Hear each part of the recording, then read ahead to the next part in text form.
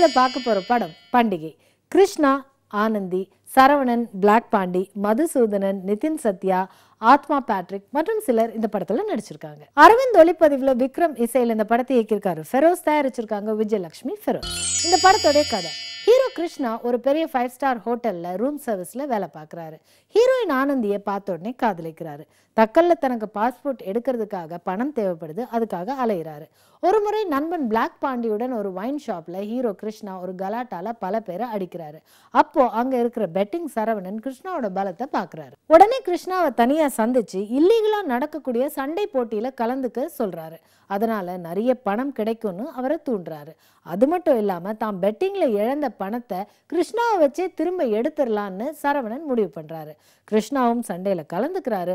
ஆனா ஒரு கட்டத்துல சரவணன் எல்லா பணத்தையும் இழக்கிறாரு. இவங்க இந்த சண்டையில தோக்குறதுக்கு இந்த பெட்டிங்கை நடத்துற தாதா மதுசூதனன் தான் காரணம்னு கிருஷ்ணாவும் சரவணனும் தெரிஞ்சுக்கிறாங்க.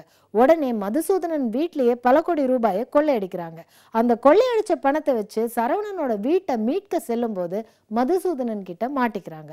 இந்த சூழல்ல கிருஷ்ணா எடுக்கிற முடிவு என்ன? இதுதான் இந்த படத்தோட மீதி கதை. ஹீரோ கிருஷ்ணா இந்த படத்துல தன்னுடைய உழைப்பால முழு ஆக்ஷன் ஹீரோவா வெற்றி அடைஞ்சிருக்காருன்னு சொல்லலாம். இல்லீகலா நடக்கக்கூடிய சண்டை போட்டியில எல்லாரையும் எதிர்க்கிறாரு, ஜெயிக்கிறாரு. பெட்டிங்ல எல்லா பணத்தையும் தோத்து புலம்பிக்கிட்டே இருக்கிற சரவணனின் கதாபாத்திரம் கனகச்சிதம். ஆனந்தி அவ்வப்போது அழகா வந்து போறாங்க. மதுசூதனன் கம்பீரமான தோற்றத்தோடு வில்லனாக வந்து பயமுறுத்துறாரு. காமெடிக்கு பிளாக் பாண்டி, கூடுதல் வில்லத்தனத்தோடு சபரி என எல்லா கதாபாத்திரங்களுமே பலம். அரவிந்தன் ஒளிப்பதிவு டார்க் மூவிக்கு உண்டான மூடை பதிவு செஞ்சிருக்கு.